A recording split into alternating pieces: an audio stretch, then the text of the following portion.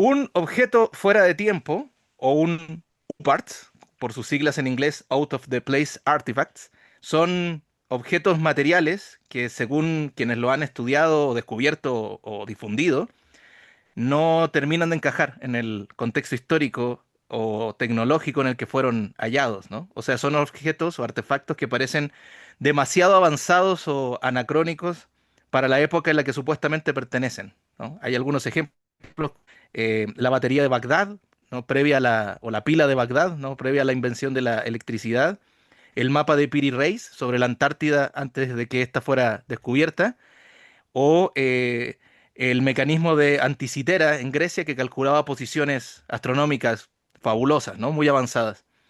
Y para mí, el invitado que hoy tenemos en Notas al Margen, Espacio de Cultura, es un sujeto fuera del tiempo, un individuo que parece un viajero del futuro, porque adelanta como nadie lo que en la literatura especulativa y de terror latinoamericana va a marcar tendencia, pero también un viajero del pasado, porque ha conseguido revisitar de una forma muy novedosa figuras que aquí también en NAM son tremendamente queridas, como J.G. Ballard o Philip Dick.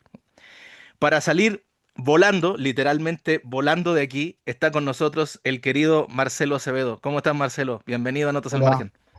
bueno, muchas gracias por la invitación. Bueno, yo te conocí por un amigo en común, Luis Alexis Leiva, a quien le mandamos un saludo de acá. Y probablemente, eso sí, que en los países que nos escuchan, como el mismo México o Chile o Colombia, no tienen todavía el gusto, ¿no? de ubicarte. Entonces, si tú tuvieras que decir algún perfil autobiográfico de Marcelo Acevedo, o sea, Marcelo Acevedo por él mismo, ¿qué le dirías a los auditores de Notas al Margen? Principalmente que soy un divulgador de cultura, o sea, soy periodista cultural. eh, Me cuesta un poco decirme escritor, aunque lo soy, siempre de no ficción, ¿no? Siempre todo lo que tiene que ver con ensayo y periodismo. Tengo un libro publicado, una entrevista con Pablo Capana, con el filósofo argentino, el filósofo de la ciencia ficción, Pablo Capana, Ujú. que se llama Entrevistas con Pablo Capana del 2006. Ese fue mi primer libro. Después, bueno, colaboré en muchísimos libros sobre cine, sobre todo, porque yo me especializo bastante en cine.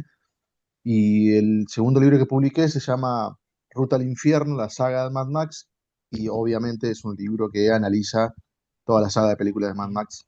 Perfecto. Y el último libro es una antología de literatura gótico rural argentina, en la cual yo escribí el prólogo y compilé los cuentos, digamos, hice de antologuista.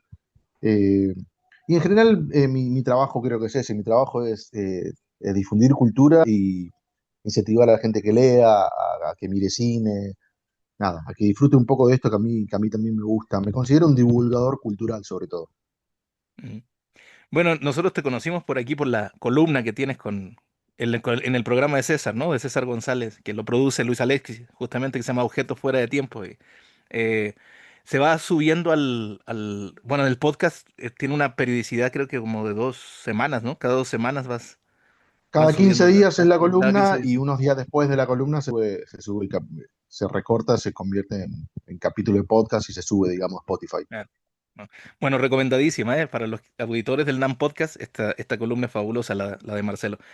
Bueno, en una entrevista yo te escuché decir, Marcelo, que más que la literatura en sí, o el cine, o el cómic, no como discursos, digamos, culturales, lo que te interesaba mucho, o lo que había descubierto que te interesaba mucho, era que funcionaban como vehículos para contar historias. Es decir, te conectaba un tema de infancia, de que siempre estuviste de niño fascinado con el hecho de escuchar, ¿no? Historias bien narradas, bien estructuradas, ¿no?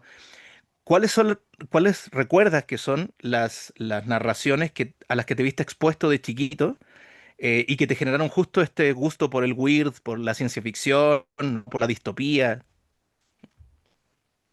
De ese tipo de narraciones. Yo empecé leyendo otras cosas más para chicos, obviamente, ¿no? Y mucho cómic, mucha historieta. Me formé leyendo historietas del Pato Donald, ese tipo de historietas más para chicos. Me gustaban muchísimo las fábulas de Sopo. Acá en Argentina había algo que era hermoso, que era un alfajor que venía con un librito muy pequeño, muy chiquito. Y Uh, cada uno de esos libritos traía una fábula de Sopo. Yo en ese momento no sabía lo que era una fábula y no sabía quién era Sopo, por supuesto. Para mí eran cuentos ilustrados. Y a mí me volvía loco esos cuentitos. Yo tenía 6 años y le pedía a mi mamá que me compre eso todo el tiempo y los leía y los releía. Pero después, m- la primera novela que leí en mi vida se llama Manitú. No me preguntes quién es el autor porque es un autor, creo que no es conocido, pero Manitú es, no sé si la conoces, si la escuchaste nombrar. Bueno, si querés ¿Es el cuento que más o menos qué que se va a la guerra o no? No, no es ese. No, no, no, Manitou es una película, es un exorcista exploitation, es una explotación del Ah, ok. exorcista. Hubo tantas, pero en este caso, el espíritu que posee a la mujer es un indio, un espíritu de un nativo Ya. americano, creo que es, no me acuerdo exactamente. Eso fue o sea, no sabía que era una novela, agarré un libro que no me acuerdo, estaba en mi casa, no sé por qué, porque en mi casa no había gente lectora, entonces que había dos libros en mi casa que eran de García Márquez, El amor de Ujú. los tiempos de cólera y Cien años de soledad. Por supuesto no los agarraba ni por casualidad, porque eran dos, para mí dos mamotretos terribles que no entendía nada, pero un día me crucé con esta novela, no sé dónde salió Manitou. Me llamó mucho la atención la tapa, la empecé a leer, habré tenido, qué sé yo, 12 años más o menos. La empecé a leer y me encontré con algo que me fascinaba porque me daba muchísimo miedo, al punto de no poder continuar leyendo, pero al mismo tiempo lo querer leyendo. Eh, Mirá, tanto que desde esa novela hasta la próxima novela habrán pasado 5 años, más o menos. A los 12 leí una novela entera, que fue Manitú, que me traumó mucho, y después seguí leyendo otro tipo de cosas, cuentos, pero novela empecé a leer de vuelta como a los 17 años, ponele. Así que creo que mi primer acercamiento a la novela fue con una novela de terror bastante rara, una novela de explotación, digamos. Eh, Tal vez tenga algo que ver con eso, pero bueno, también de chico, el tema es que yo miraba mucho cine de chico Ujú. y mucho cine de terror, porque yo tenía una tía que era muy cinéfila, sin saber lo que significaba ser cinéfilo, sin conocer un solo director, pero le gustaba mucho, entonces muchos viernes mi tía venía a mi casa, alquilaba dos, tres películas en VHS. El viernes veíamos alguna, tal vez las tres el mismo viernes a la noche, y yo las repetía el sábado. Entre esas películas había mucho cine de acción, cine pochoclero, etcétera, lo que se veía en la época, ¿no? Que era mucho Jean Van Damme, Steven Seagal, Claro. Chuck Norris, etcétera. Y de repente empezaron a aparecer unas películas de terror bastante raras, bastante vanguardistas, o sea, que no se parecía a lo de Hollywood, que era el cine, lo que se conoce como spaghetti horror, ¿no? O el cine de horror italiano, un poco de Mm, Giallo, un poco de Lamberto mm. Bava. Argento, Bueno, ¿no? me Sí. acuerdo de Argento totalmente, me acuerdo de haber visto en esa época Demons. Demons me traumó la cabeza, o sea, imagínate con 11 años viendo Demons, para mí entonces empecé a ver mucho cine de terror desde muy chico. Eh, Gracias a mi tía, yo no sé si por inconsciencia, porque yo tengo un hijo de 11 años, yo creo que no le haría ver todavía esas películas. En realidad ya ven otras cosas, ¿no? Claro. Más terribles, capaz. Entonces me formé, creo que el cine me formó más en principio que la literatura. Estamos hablando de este tipo de literatura, de horror, de, de- Ujú. de- de ficción extraña, o de lo raro, ¿no? En cuanto a literatura, sí empecé de muy chico, pero con cosas más clásicas y más aptas para chicos. En cine no. En cine empecé a ver lo que veía cualquier adulto desde chico. Creo que eso me turbó un poco la cabeza. Claro. Sí, oye, la novela, de hecho, es de Graham Masterton, ¿no? Manitou. Ah, ahí está, Esa es Graham, porque la me acuerdo que Graham la busqué, Masterton. no me la compré. Siempre estoy Ajá. pensando, me tengo que comprar esa novela, tengo que tener la primera novela de mi vida y siempre me olvido. Y tengo que Mm, tenerla y volverla a leer para ver qué me produce, ¿no? Porque yo creo que va claro, a ser bastante fuerte encontrarme con esa lectura después de tanto tiempo. exactamente. No, sí, sí, por supuesto. Porque además es lo que, no, no Hay solamente una adaptación a cine de Manitou, pero bastante floja. claro, ¿no? Pero es como cómo está imantada esa lectura, más que la lectura misma, ¿no? Entonces, de ahí se Sí, produce sí, sí. otro, como otro terror, de decir, uy, no Me, se me vaya a caer me el pasa recuerdo que tengo, me ¿verdad? pasa un poco eso de, claro, me pasa un poco eso de no sé si quiero leerla de vuelta. Tenerla sí, tenerla en mi biblioteca, digo, bueno, esta es la primera novela que Sí, leí. No sé si claro, leerla de vuelta, no sé si romper ese recuerdo que tengo, esa magia. exactamente. Justo. Bueno, Marcelo, como comentaba hace un momento, ha publicado pues, críticas, reseñas, ¿no? Algunos de los sitios en donde están sus colaboraciones es el diario Tiempo Argentino, ¿no? Tenías una columna que se llamaba Niapalos, ¿verdad? Allí. Em, Exactamente, sí.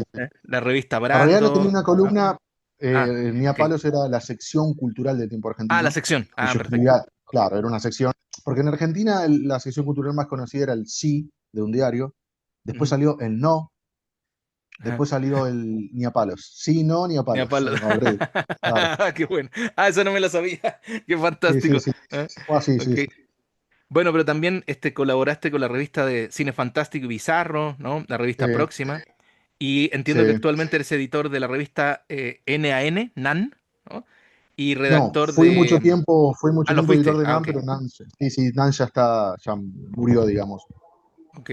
Y bueno, y y 24 en cuadros, perfil ¿no? La también. revista 24 cuadros 24 cuadros, ahorita sí, es los tu 24 cuadros. proyecto, ¿no? Y entiendo que estudiaste en el Instituto de Arte Cinematográfico de Avellaneda también, ¿no? Sí, Em, Justo una de las cuestiones, leyendo lo que se puede encontrar, ¿no? Por la red, tu trabajo como reseñador, divulgador, como bien decías, ¿no? Y obviamente escuchando la columna en el programa de César, una de las cosas que primero capta y es muy seductora es tu manera de abordar, ¿no? Los temas. Entonces, de esos momentos o esos instantes de formación como estudiante, ¿no? De cine, ¿cómo influyeron para formarte como crítico y a qué comentaristas en ese momento o qué críticos en ese momento admirabas y a cuáles no? Pues hay una cosa que siempre me gusta preguntarle a los invitados en Notas al Margen, que es, sí, es cierto que uno tiene como una especie de canon, como decía Borges, del canon del deseo, pero también uno se forma con aquello que rechaza, ¿no? Con aquello que dice, no, sí, eso es lo que no quiero hacer. ¿Ah? sí, sí, sí. Bueno, todo confluye en el mismo espacio, en la misma revista llamada El Amante, una revista de cine argentina, mítica revista de cine argentina. ¿Cómo se llamaba? Y Perdón, dentro de no te... El Amante Ah, El Cine. Amante. Ajá. Ujú. Sí. Primero salió muchos años en papel y después empezó a salir en digital y hoy creo que murió ya. Pero bueno, de ahí salieron muchos críticos. Me pasaba con El Amante, como decías, este amor y odio confluían en el mismo espacio porque yo había textos que me parecían eh, horriblemente pedantes, Ujú. insoportables. El crítico me parecía insoportable, pero el siguiente por ahí era una maravilla y me fascinaba. Yo creo que me formé bastante, aunque no seguí el estilo del amante, como yo, como escritor, como divulgador, como un ensayista, crítico, como quieras llamarlo, sí creo que me formó bastante. Y la otra revista que me formó mucho fue La Cosa. Y La Cosa era todo lo contrario del amante. La Cosa era la revista de cine que se encargaba del cine popular, de los géneros, puramente. Terror, ciencia ficción, policial, bizarro, todo lo raro que Ajá. pasaba en el mundo del cine era La Cosa. Era como Fangoria, de alguna forma, ¿no? ¿La Fangoria? Sí, sí, sí, y sí, sí, sí, sí, sí, era una especie, digamos, de Fangoria argentina, por llamarlo de alguna Ajá. manera. Ah, de acuerdo. Y el amante no, el amante, había temas o películas que la cosa le dedicaba páginas que el amante nunca las iba a tocar. Eh, También hablaba de cine de género y de algunos autores, pero el amante era como muy elitista. Y bueno, había críticos, hay críticos que todavía hoy, no importa quién, no me voy a poner a pelear con gente, pero digo, No, no, no, no, no me pasa parece nada. insoportable y hoy me sigue pareciendo insoportable, lo sigo leyendo igual de vez en cuando, pero a mí lo que no me gusta, nunca me gustó, no digo que está mal, no digo que está decir, a mí no me gusta la crítica hater, llamémosla. Hace poco escuché un podcast, Ah, de vuelta, no importa de quién, que me pareció, dije, pero, qué sé yo, agarran de una novela que para mí es excelente, para mí es de las mejores novelas de los últimos 5 años acá en Argentina, la destrozaron, la novela, el autor, o sea, es que se escucharon un podcast de gente que está muy enojada, o no sé cómo llamarlo. Bueno, a mí eso no ujú. me gusta para nada. A mí me aburre, no entiendo cómo le puedes dedicar 2 horas de tu vida a hablar de algo que no te gustó Exacto. nada.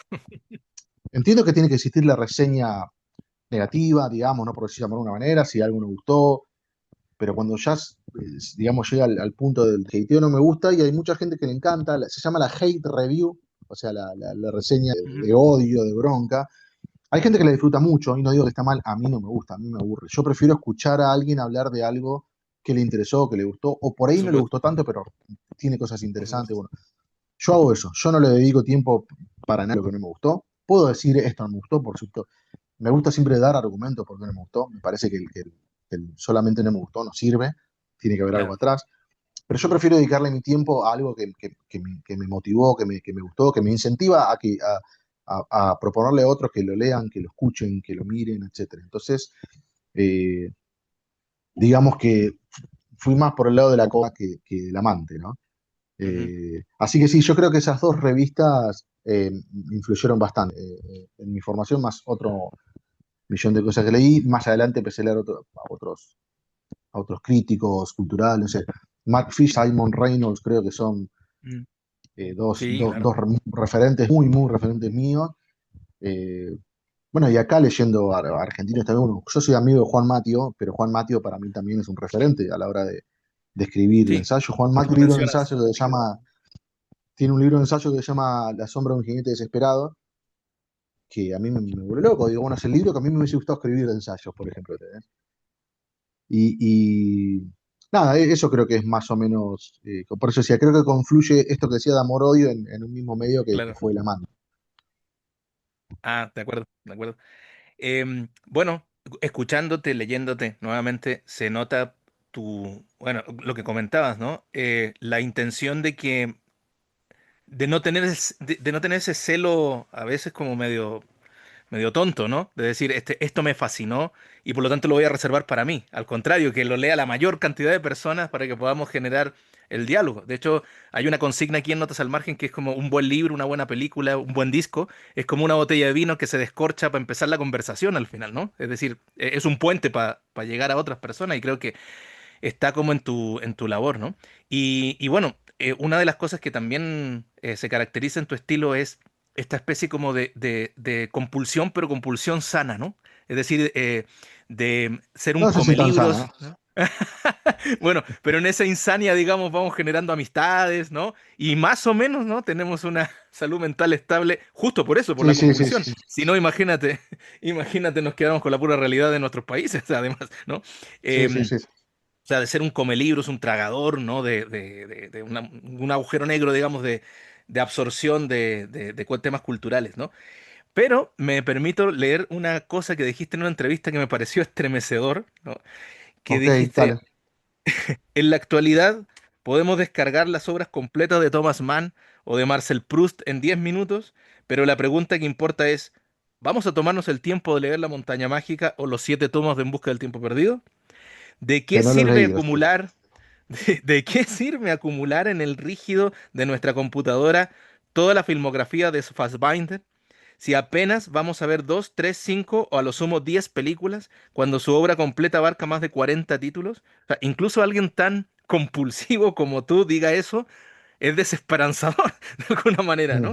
Pero bueno, así que la pregunta es, ¿cómo manejas tú el tema de la acumulación, pero también luego de la selección, no solamente para el trabajo que llevas a cabo, sino también por tu gusto como devorador de cultura, ¿no? Sí, yo vivo en ¿Cómo constante manejas eso? desesperación, vivo en constante desesperación diaria de saber que no voy a leer y ver todo lo que quiero. Hay que luchar contra eso. Hay que aceptarlo y saber que no es posible, no hay manera. No hay tiempo, no hay espacio físico en mi casa, yo estoy rodeado. Si muevo la cámara, vas a ver que estoy rodeado de libros. O sea, no hay Igual. manera, no me entra más libros, una casa chica, no me entra más libros. No hay tiempo físico. Entonces, eso un poco me desespera, de verdad. Saber que hay mucha obra que no voy a poder disfrutar. Y quizás hay mucha obra que no voy a poder disfrutar como se debe, porque no voy a tener tiempo de dedicarle, entonces, el tiempo necesario para leerlo, analizarlo, Ujú. disfrutarlo a fondo. Entonces sí, hay que ser selectivo, pero también hay que tirarse a la pileta, porque yo creo que si no te tiras a la pileta, no, te perdés de cosas. Te perdés de cosas. Yo he encontrado, por decir, bueno, a ver qué es esto, voy a leer esto y encontrar una genialidad que no me habían recomendado, que apenas lo había escuchado nombrar 2 o 3 veces. Hace poco encontré un libro que no lo leí todavía, no sé, pero tengo la sensación de que encontré algo. Se llama Grotesco el libro, y el autor es un autor inglés, que es el que escribió Spider. Spider es la novela que adaptó Cronenberg, que creo que es Mm. una muy buena película de Cronenberg, que pasó bastante desapercibida, eh, pero encontré una novela llamada Grotesco, que es como una especie de novela gótica más moderna, con bastante de grotesco, por supuesto, un señor que está en silla de ruedas, creo que no puede hablar y empieza a escuchar las cosas que pasan en la familia. Bueno, y por lo visto termina encontrando cuestiones con canibalismo, ese tipo de cosas raras. Bueno, no lo sé, ¿Es tal un vez me lleve un japonés? chasco. No, no, no, no, es inglés, es inglés. Ah, ok. Es inglés el autor. Eh, y mira, creo, no sé si tengo un libro por acá, si lo tengo por acá, pero creo que no. No, no lo tengo a mano. Lo conseguí el otro día de casualidad. A mí me entusiasma mucho cuando tengo un rato libre. Acá en Buenos Aires está la calle Corrientes. Sí, Es una sí, sí. avenida, es una avenida, bueno, muy popular, pero además tiene muchas librerías y tiene mucha librería de saldo. La librería de saldo es una librería de viejo, ¿no? Donde vas y encontrás Ujú. cosas usadas. Y me encanta ponerme a revolver ahí y de repente sacar algo así y decir, uy, mirá, mirá el tesoro que encontré, a veces a precios ridículos. Es muy divertido ir encontrar un tesoro a un precio ridículo y llevárselo con miedo al vendedor a que te diga, no, che, este precio está mal. Y Claro. cuando lo pagás, te vas Sí. corriendo, ¿no? Porque decís, mirá lo que... Bueno, y así me ha pasado también de ver mucha porquería o de leer mucha porquería. Con la lectura aprendí que si no me gusta lo abandono, no hago más, porque antes lo leía sí o sí. Tenía la Ah, o obsesión de sea, terminar. sí lo logras dejar. O sea, Sí, sí, sí, hoy películas y en día libros, sí. sí dices ya. Ok, Olvídate. Yo empiezo a ver una película de los 15 minutos, me parece que es mala y la saco. No pierdo mi tiempo, lo mismo con un libro. Si empiezo en un libro, al libro le doy un poco más de chance, pero si veo que llegado a la mitad del libro no estoy entusiasmado, no me interesa, no le encuentro nada, también lo abandono. Así que es difícil, sí, el seleccionar, elegir, pero bueno, yo creo que siempre ando dando vueltas con los 4, 5, 6 autores todo el tiempo que le dedico de verdad, claro. ¿no? Que son algunos argentinos, después, bueno, de afuera obviamente Ballard y Dick creo que son, y Burroughs por ahí, pero sobre todo Philip Dick, es el autor que me obsesiona. En este momento estoy escribiendo un libro sobre Philip Dick, que no puedo Ah, contar nada ajá, todavía, pero bueno, ajá. el año que viene, dentro de no mucho esté. Pero bueno, en este momento estoy completamente metido en el mundo de Philip Dick, leyendo a Philip Dick todo el tiempo, leyendo sus biografías, leyendo sus Ajá. novelas, sus La cuentos. exégesis que eh, apareció hace poco, la la tengo acá, nueva sí, enciclopedia. la tengo acá, sí, sí. Ajá. La empecé a leer hace poco, me la regalaron unos amigos muy queridos y la empecé a leer hace poco, me parece una locura total. Me da un poco de miedo también meterme ahí, porque te lleva a un agujero negro que Sí, sí, sí. sí. Eh, pero bueno, también me gustaría tener tiempo para dedicarme mucho tiempo a un solo autor, pero tampoco puedo porque, no sé, tengo que preparar la columna de los lunes, por ejemplo, del programa de César, y no puedo estar todos los lunes hablando de Philip Dick, tengo que hablar de temas variados, entonces tengo que cortar un poco con el autor ese y ir a otro Claro, lado, bueno, claro. etcétera. Así que sí, se hace un Sí, poco difícil, pero yo creo que el juego está ahí entre elegir lo que crees que es lo más interesante o lo que te puede llegar a aportar sí, algo que enriquezca tu vida, digamos, tu cultura, y jugártela y decir, bueno, a ver qué es esto, que me puedo estar tirando de cabeza a algo espantoso, pero también puedo encontrar una maravilla. Y he encontrado algunas novelas, libros, películas así, que me parecieron cosas raras, muy interesantes. Por ejemplo, La Narc de Ala Gray, que era el libro que iba a recomendar, pero lo cambié. Bueno, la NARC, yo, me lo recomendó una sola persona, que es un escritor que se llama Ramiro Sanchís, que es muy fanático de Alas de Grey, que es un escritor escocés. La novela de la NARC, yo la leí y está entre las 10 mejores novelas que leí en mi vida. wow. Entonces, medio que. Sí, sí, sí, parece que es una obra de culto maravillosa, muy extraña también, pero muy leíble, muy legible, digamos, ¿no? No es. Por ejemplo, veo tu remera, Ulises. Ulises es muy Ajá. difícil de leer, es un libro muy complejo, más allá de ser quizás la mejor novela de la historia de literatura, etc. La NAR es compleja, tiene una estructura extraña, es una historia bastante rara, pero se puede leer bastante bien, por eso yo la recomiendo todo el tiempo a cualquiera. No es una novela fácil de conseguir, no sé cuántas ediciones habrá, yo tengo una, pero no sé cuántas otras habrá, pero bueno, eso me pasó, por ejemplo, por tirarme a la pileta y decir, a ver qué es esto, y probar. Si uno se queda siempre en lo que conoce, en lo que más circula o en lo obvio, digamos, lo seguro, bueno, te perdés de cosas. Sí. Bueno, y decías también como dentro de este sistema o entre comillas canon que uno mismo se arma, son como estos núcleos, ¿no? Es decir, desde Ballard, cómo brincas a otro autor, o desde Dick, cómo se van haciendo estos hipervínculos al final, creo que es una cosa. Y lo otro es que me lleva a la siguiente pregunta que te quería hacer, que es el tema de a quién le confías recomendaciones, ¿no? Porque tener un grupo de amigos o dentro de ese grupo de amigos, tres o cuatro que dices, según lo que este individuo me está recomendando, este sí, no, nos Sí, sí, conocemos y sí, por sí, lo sí, tanto sí, puede sí, ser, ¿no? Sí. Bueno, sí, sí, sí. para los que nos están escuchando, la novela se llama La Narc de Alasdair Gray, ¿no? ¿Verdad? A las Dyer. Y Alasdair Gray, ajá, y The Grotesque es de Patrick McGrath. Ah, La Patrick novela McGrath, o está. sea, Iba a que es decir la McGrath, que pero es es la la que que no la leí. adapta, ajá, que la adapta Cronenberg Vamos a ver después, qué que me pasa parece también, ajá. Cronenberg adaptó Spider, que es No, otra fue novela de Spider, McGrath. perdón, exacto, exacto. Claro. La otra novela de McGray, que es Spider, la adapta, y también me parece una obra maestra, ¿no? De él.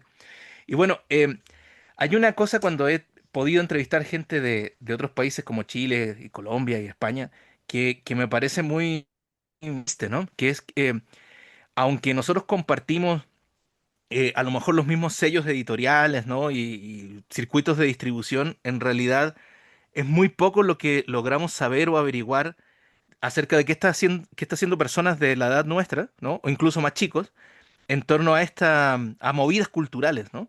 Es decir, yo soy chileno y estoy radicado acá en México y por lo tanto tengo como una pata en cada país y eh, a partir de lo que me cuentan voy averiguando, pero si no hubiera sido por Juan Mateo, por ti, por Luis Alexis, es difícil entender lo que está pasando, ¿no? En Buenos Aires. Y justo me gustaría que nos narraras un poco, nos comentaras cuáles son las movidas que tú notas más interesantes en tu ciudad, ¿no?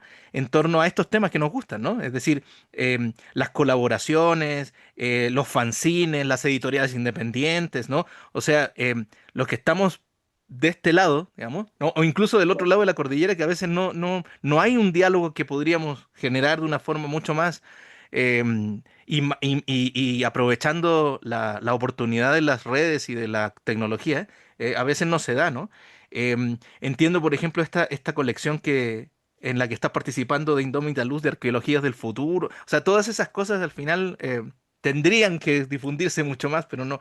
Es lo triste que pasa, ¿no? Estamos en el mismo continente, hablamos el mismo idioma Sí, y no sabemos sí, qué está ocurriendo, ¿no? ¿Ah? Entonces, sí, cuéntanos sí, un poco de qué estoy movidas de en tu acuerdo. ciudad 2025. Ajá. Sí, yo lo que creo es que hay una conexión. No, por alguna razón que yo no puedo entender, con algunos países, incluso muy cercanos con la Argentina, no se da, por ejemplo, Chile.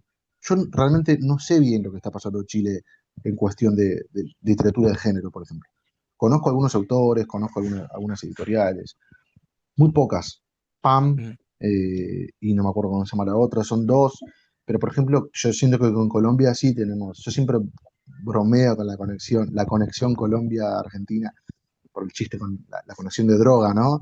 Yo tengo una excelente relación con Rodrigo Bastidas, que es de Vestigio, que para mí es quizá editorial que, que, que prendió la llama de la literatura de ficción en España y el cyberpunk en Latinoamérica, la ciencia ficción también, pero Vestigio eh, se le da un poquito más de bola, no tanto a la ciencia ficción, sino a lo que escapa de los márgenes de ciencia ficción y termina siendo eso, ficción extraña, llamémosle. Entonces, por ejemplo, nada, con Colombia nos estamos enviando libros todo el tiempo, no yo le mando acá, ellos me mandan a mí, no solo conmigo, con otros, también con otros actores de la cultura, digamos, pero lo mismo pasa con Uruguay ni hablar, igual Uruguay lo tenemos acá cerquita, yo tengo soy amigo de Ramiro Sanchís, que es el escritor uruguayo de este tipo de literatura. Pero bueno, bueno, yo con Bolivia también me han mandado una guía muy interesante, estéticamente preciosa, que vino con un póster gigante, que se llama Esta realidad, uy, me olvidé el nombre. Esta realidad no existe, creo que se llama. Tendría que poder googlear acá, ¿no? Porque me Ujú. gustaría dar ese dato, porque me pareció muy interesante la antología esa. Alexis Iparraguirre, a ver, esta, de Perú, perdón, ¿eh? Creo que Ah, dije peruana. Bolivia. Ujú. Sí, sí, sí. Es una antología de ciencia ficción de, tiene una tapa hermosa, si vas a ver que la tapa es una locura. Estéticamente el libro y me pareció muy interesante encontrarme con eso, encontrarme con, che, mira, en Perú hay un montón de autores y autoras que están escribiendo ciencia ficción. Yo no sabía que existía eso, digamos. Para mí Perú era la meca del realismo latinoamericano. Bueno, y hablando Claro. leyendo el prólogo y hablando con Alexis para Aguirre, bueno, leí lo mismo. Y Parraguirres. Mira, los compiladores son Alexis Iparraguirre y Francisco Juan. Eh, por poner un ejemplo. Después con Bolivia también, con Bolivia, bueno, yo tengo buena relación con Edmundo Pasoldán, me parece un Ujú, escritor, sí, claro. me gusta mucho cómo escribe también No, hombre, Liliana Colanzi, Colanzi es la claro. pareja de Edmundo, otra gran escritora. Bueno, por ejemplo, ahora de Edmundo Pasoldán se va a publicar Iris, ya lo publicó Vestigio en Colombia, que es una Pero estaba de medio novela. desaparecido, ¿no? O sea, no. Claro, Es, Iris se ah, publicó es una 2014, creo. grandísima novela, es extraordinaria. Sí. Tremenda novela. Sí, Eh, nosotros la queríamos publicar en Arqueología del Futuro, con Juan Mati Flora acá en Argentina, pero bueno, Arqueología del Futuro está en un parate eh, momentáneo, quizá eterno, no sabemos si va a volver, Uy, pero no bueno, me digas. la próxima novela que queríamos publicar era Iris, me junté con el mundo, lo echamos, estaba todo bien, pero bueno, cuestiones sociales y económicas del país llevaron a que la editorial no pueda continuar y bueno, y ahora por suerte lo agarró, me parece que la casa ideal para Iris es Vestigio, así que publicaron hace poco, estuve charlando con El Mundo hace poco, felicitándolo por esto, así que siento que hay una conexión bastante fuerte que se está dando. Por alguna extraña razón, como te decía, ahora que me lo decís, lo pienso y digo, che, no conozco muchos autores y autoras chilenos, no conozco muchos editoriales, Mm.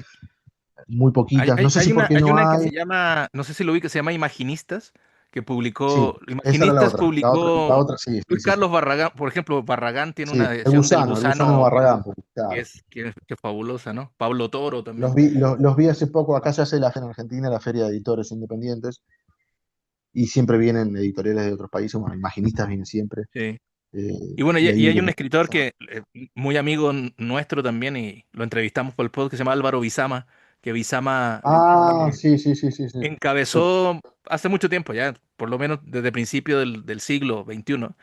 Se llama el Freak Power, el movimiento, el Freak Power y el lote de frikis amigos de él, pues, ¿no? Lo difundió, pero al final el más potente es él. No escribe directamente género, pero usa el género obviamente para tratar cuestiones de memoria histórica y todo, ¿no? Pero sí, lo que me llama la atención es eso, porque en México y Chile son bueno, los países más aislados. Incluso hay una sí, movida sí, sí. centroamericana que tiene más conexión con Argentina o con Colombia que, no, que acá en México, Bueno, que incluso nosotros por acá editamos a cercanía. Eric Mota, que es cubano, por ejemplo. Ah, Eric Motte, Nosotros La acá, Habana, claro, Habana Underwater, estaban ¿no? Sí. Underwater, claro, Ajá, y es cubano, ajá. sí. Sí, es verdad. También estoy pensando, hablando de Chile, que el primer autor que yo leí que dije, ¿qué es esto? ¿Qué está pasando acá? Es un chileno que es Baradit y fue Yggdrasil. Ah, claro. Y Brasil, claro. Cuando leí Ajá. Yggdrasil, Jorge claro, Baradit. creo que sí, Jorge Baradit creo que escribió quizás la novela que hizo o que podemos tomar como de piedra angular, ¿no? De toda esta movida de ficción extraña, ciencia ficción rarita y cyberpunk latinoamericano. Porque Yggdrasil es eso, es cyberpunk eh, muy extraño, muy mezclado Sí. con el body horror, terror, ficción extraña, etcétera, ¿no? Sí, tecnomisticismo, Entonces ¿no? ahora, Todo ese rollo. Sí, sí. tecnomisticismo, sí, de acá a la China, tecnomisticismo de acá a la China, sí. Esa idea de mezclar, ¿no? La tecnología con lo espiritual, con el más allá, con las deidades, que es lo que hizo Gibson, ¿no? En la segunda novela, en Conde Cero, en la segunda novela de la trilogía del Sprawl. Él fue el que se le ocurrió esa locura de meter deidades loas, vudú dentro de la red. Más allá de, bueno, no voy a spoilear, porque, bueno, no hablo, pero más allá de lo que pasa al final, él fue el primer día y de ahí lo tomó, creo que sí. O sea, no tengo dudas, no tengo pruebas, pero tampoco dudas, ¿no? Como se dice ahora. Baradit y Mota agarraron Conde Cero y lo llevaron, dijeron, bueno, che, si vamos a hablar de, por ejemplo, Baradit, digo Mota, si vamos a hablar de deidades afrocubanas de la red, qué mejor que un cubano para hablar de eso, ¿no? por supuesto. Entonces ahí escribió Van Underwater y lo llevó un paso más allá y lo que hizo es, bueno, vamos a hacer que haya de verdad deidades afrocubanas dentro de la red. No IAs disfrazadas de esto, sino realmente dioses dentro de la máquina, ¿no? De Deus Ex Machina. Entonces, ahora que lo pienso, sí, chileno Baradit es uno de los, es Ujú. el primero que leí de esta camada de gente. Sí, hay Pero uno que yo se llama creo que se está dando Francisco. una conexión, Sí, creo que se está dando exacto. una conexión muy linda latinoamericana. Creo que esto Sí, tiene que ver obviamente con la globalización y sobre todo con las redes sociales. Estar a un tap de hablar con alguien de exacto. la otra punta del continente. Sí. Y claro, el mismo Mota tiene un ensayo pero es un ensayo que tiene unos 15 años, yo creo, ¿no? Sí, sí, O sí, sea, ya tiene un fundamental, rato sí. en que dice, profetiza un poco, ¿no? Esto y dice, si es que nosotros como latinoamericanos no hacemos una simple tropicalización o adaptación de los géneros, sino que los usamos justamente para que transmitan ciertas realidades regionales, creo que vamos a armar un movimiento nuevo y creo que se está Sí, cumpliendo. Y justo mi pregunta sí, iba en torno a eso, es decir, si pensamos lo extraño, la nueva ficción extraña o la ciencia, o las ramas, digamos, de cierta ciencia ficción, porque ya no es la ciencia ficción dura, sino es el cyberpunk, sobre todo, o el steampunk, ¿no? O las novelas postapocalípticas. Mike Wilson, estaba pensando en Mike también, que, sí, bueno, no es, sí, es total, chileno, total. argentino, estadounidense, pero Sí, sí. vive mucho tiempo en Chile Dios también. duerme bajo la piedra, me parece Es un, no, es, mira, uy, un novelón, ¿no? la recomiendo a todo el Tiene mundo que vaya corriendo a mucho de leer esa. Stephen King también, ¿no? De la Torre Oscura Y de mucho de Stephen King, Cormac ¿no? McCarthy. Y de Y Cormac de McCarthy, Cormac exacto. McCarthy, sí. Ajá. Sí, o sea, este asunto post-apocalíptico, Perdón, pero que y de parece Jodorowsky, ¿eh? película de El Jodorowsky topo de también. Jodorowsky está ahí también. Sí, sí, sí, sí. Exactamente, como el topo de Jodorowsky, ¿no? Entonces están los refe- hay no hay temor a mostrar los referentes o las cartas, ¿no? Y eso me parece Sí. extraordinario. Y mi pregunta Me iba encanta a eso, cuando ¿no? Tú, muestras. tú que justo estás más metido en ese entorno, ¿cómo sientes que se está dando esta narrativa propiamente latinoamericana utilizando, ¿no? estos géneros? Y hay un tema que creo que lo cruza, que son las tecnologías emergentes, ¿no? Independiente o sea, ya no es la fascinación, esto lo decía Nieva, ¿no? Que es un amigo común también, Michel Nieva, Sí, también es sí, un, sí, sí, un- un sí. conocido de por acá, que decía, pues no creo que, o sea, sería demasiado, demasiado simple pensar que tenemos como un primer mundo hipertecnologizado y que produce y nuestros países que simplemente consumen. Más bien hay que pensar de qué manera, ¿no? Están utilizando esas tecnologías de forma inédita como la pensaron los productores, ¿no? Entonces, ¿cómo ves tú ese entorno? Ya hemos comentado varios nombres, ¿no? Que lo están formando. Y justo, o sea, Paz Soldán, Bizama, Mota, Wilson, o sea, todos ellos ya no es. Rita Indiana, también, ¿no? De República Dominicana. Diana, sí, sí, sí, sí. Sí, O sea, ya no es un asunto aislado, ¿no? No es como el tipo que se quiso salir del realismo o de la sombra demasiado extensa del boom y escribió de forma aislada con estos géneros. Yo creo que ya hay como se puede armar una constelación, ¿no? Entonces, ¿qué sí, visión a 2025 tienes tú de esto? Porque ya tiene unos 20 años más o sí. menos de esto, ¿no? Ajá. Creo que en ese sentido también, como decís vos, fue un poquito, no digamos profético, porque no es una profecía, ese tipo se sentó, yo lo que estaba pasando y dijo, bueno, esto es lo que puede llegar a pasar. Tiró una hipótesis que Claro, creo que se está dando bastante. Mota. Y yo incluso tomo del ensayo una frase que me parece hermosa, incluso es el título del prólogo de Havana Underwater, que se llama Un cyberpunk sin luces de neón, eh, y un cyberpunk con I latina, y eso lo dice Mota en ese ensayo, que me parece que es genial. Mota dice, en Latinoamérica tenemos que hacer o estamos haciendo un cyberpunk, pero con I latina, o sea, un cyberpunk Ujú. latino, digamos, ¿no? No con Y, ¿no? Sino con I latina. Y después el cyberpunk sin luces de neón, que es eh, toda esa estética, eh, ¿no? Impuesta por Blade Runner, impuesta por la trilogía del Sprawl de Gibson, Ghost in the Shell y Kira en Japón, etcétera. Acá quizá no funcionan tan bien. Acá no tenemos ciudades, por lo menos en Argentina y en los países periféricos de acá, no tenemos esas ciudades, ¿no? Llenas de luces de neón y tecnología y carteles gigantes. Quizás en algún sector de una ciudad, pero no se parece nuestra Latinoamérica a esa ciudad de cyberpunk en esas cosas, puntualmente en lo que serían las luces de neón. Ujú. Sí se parece en otras cosas. Sí se parece, por ejemplo, en lo ilegal, ¿no? Qué sé yo, no sé. Tomemos Blade Runner, la parte baja de la ciudad, ¿no? Porque está la parte alta, donde están, y está la parte baja, ¿no? Donde está la mugre, la lluvia, la contaminación. Bueno, eso sí se parece más a una parte de nuestra Latinoamérica. Entonces me parece que, eh, sin creer, creo, ¿no? Yo no creo que nadie haya dicho, bueno, me voy a escribir una versión latinoamericana del Cyberpunk. No, es gente que leyó y vio mucho Cyberpunk, como Puente de Grimota, que es hermoso como cuenta de cómo veía, no cómo le llegaban los libros, por ejemplo, cómo leyó Snow Crash de Neil Stephenson, o cómo leyó Neuromante, o cómo vio Akira en Cuba, de una manera muy cyberpunk, muy, muy ilegal, digamos, ¿no? Exacto, Muy muy medio clandestina. hacker, sí, muy clandestina. Eh, entonces, son gente que se formó viendo esto y que de alguna manera sintió que podía escribir, podía hacer una literatura ligada a ese tipo de historias que leyó, pero con su impronta. ¿Y su impronta cuál es? Bueno, la impronta de Argentina, la impronta de Colombia, la impronta de Chile, la impronta de Cuba, etcétera. Y ahí se fue formando algo. Yo creo que aunque no sean muy parecidas, hay un cyberpunk latinoamericano Ujú. que tiene algunas coincidencias. Yo creo que la novela de Juan Matio, Materias por una pesadilla, es un ejemplo de lo que puede dar el cyberpunk latinoamericano. Quizás es el ejemplo más elevado.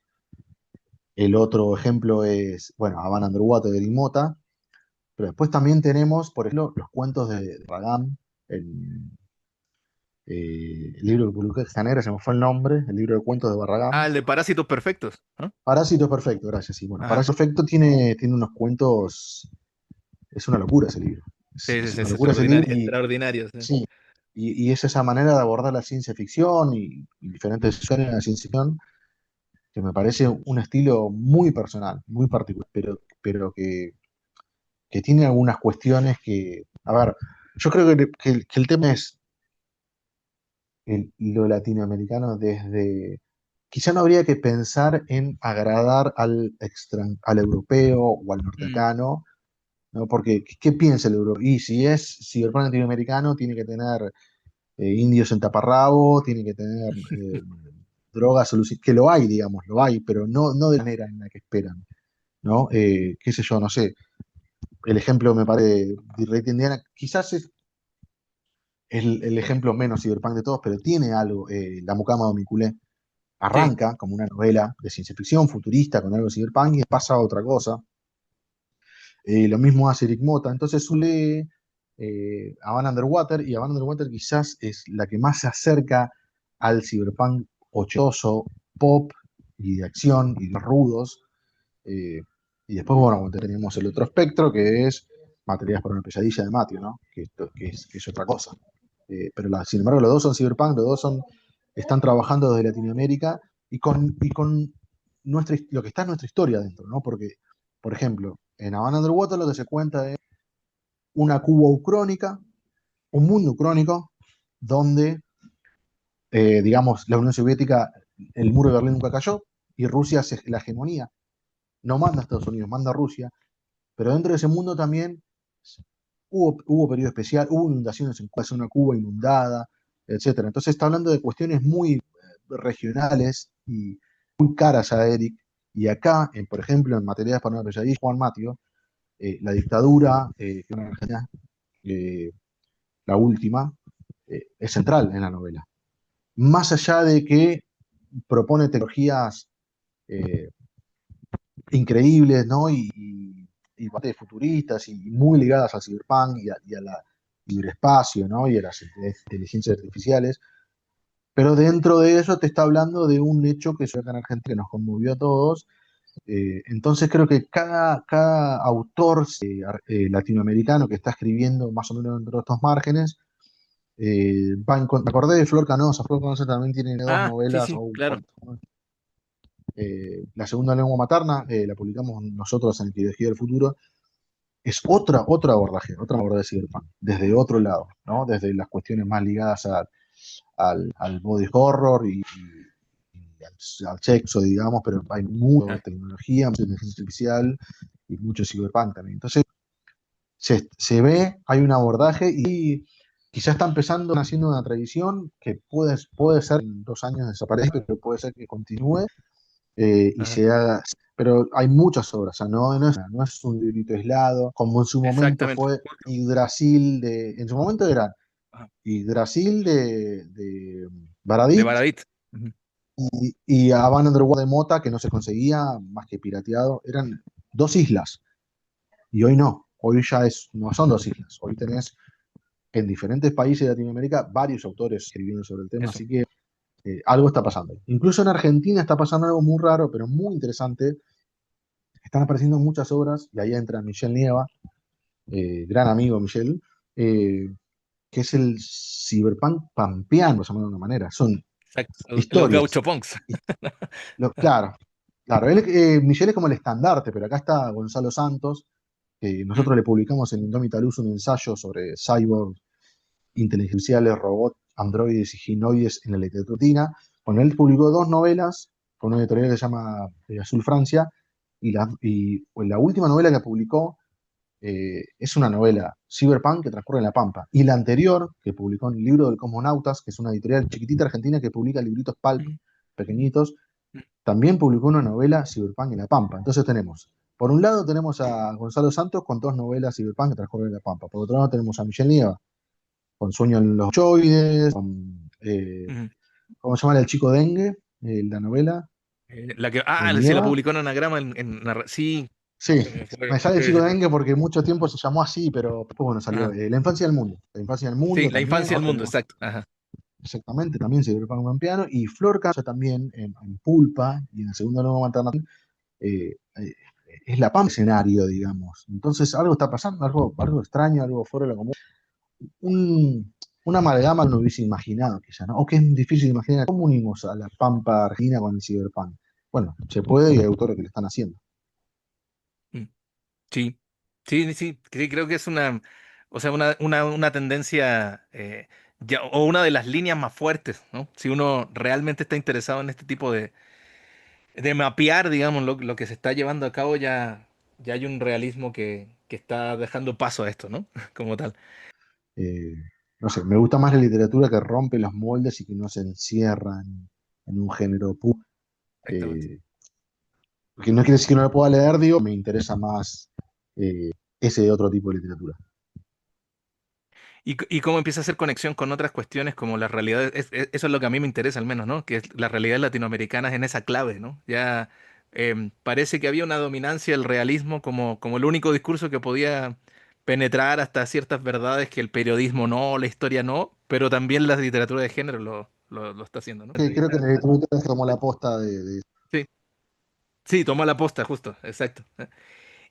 Una pregunta que siempre me gusta hacer, si tuvieras una mudanza radical, definitiva, ¿eh?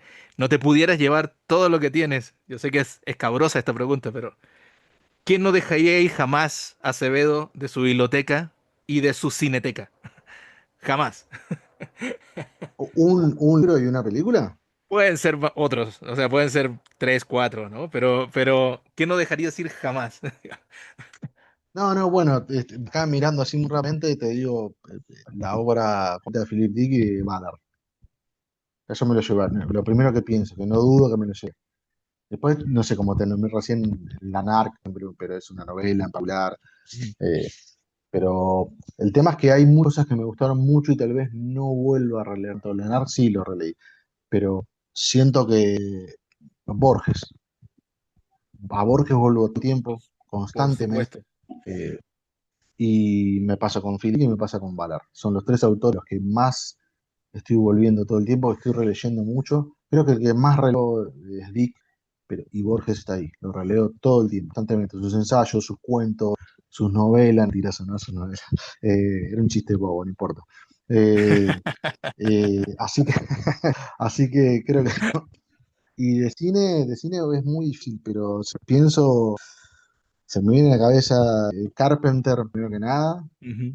eh, David Lynch, segundo, estoy cayendo en lugares comunes, pero es lo único que se me viene a la cabeza para que digo, bueno, no, esto no lo puedo relevar, no puedo dejar de ver estos autores. Claro. Kubrick en un momento me volvió loco, pero un poco creo que me quemé con Kubrick y Ujú. me cansé. Es el mejor de todos, pero bueno, Scorsese también, sí. Scorsese me lo llevaría porque hay que ver, cada tanto hay que volver a ver todo el cine de Scorsese. Y mucho Bueno, cómic también, Marcelo, ¿eh? Mucha historieta también. sí, claro. Te agradezco muchísimo la entrevista y ojalá que se repita porque quedaron un montón de temáticas ahí por abordar. Bueno, fue un placer, che.